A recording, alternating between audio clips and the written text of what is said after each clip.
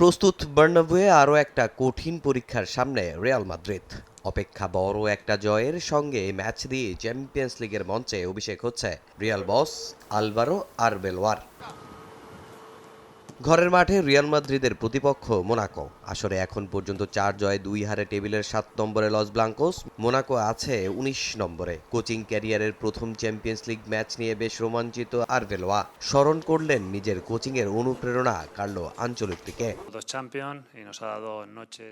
দল ভালো করছে, এ ম্যাচ আমাদের কাছে অনেক গুরুত্বপূর্ণ।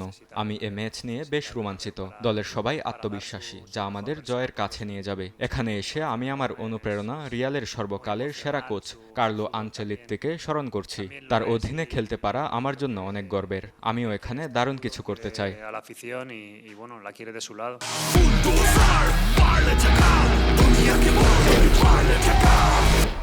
বিনিকে নিয়ে বড্ড দুশ্চিন্তায় রিয়াল মাদ্রিদ। তার পারফরমেন্স নিয়ে সমালোচনা করছে সমর্থকরা। বার্সার কাছে সুপার কাপ হারের পর তার উপর ক্ষোভ রিয়াল ভক্তদের। চাকরি হারিয়েছেন কোচ শাবি আলোনসো। রিয়ালে বিনির ভবিষ্যৎ নিয়ে চলছে নানা গুঞ্জন। তবে বিনিকে নিয়ে চ্যাম্পিয়ন্স লিগ শিরোপা জয়ের স্বপ্ন কোচের। ব্রাজিলিয়ান তারকার পাশে সতীর্থ এমবাপ্পেও।